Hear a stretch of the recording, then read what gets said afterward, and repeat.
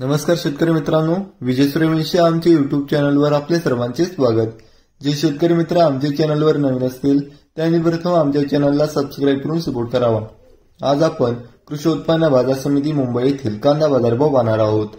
मुंबई येथे कांद्याची आवक झाली होती 7724 क्विंटलची। कांद्याला भाव भेटला आहे किमान दर 2400 रुपये, कमाल दर 3100 रुपये, सर्वसाधारण दर 2750 रुपये असे होते मुंबई येथील प्रति क्विंटल मधील कांदा बाजार भाव।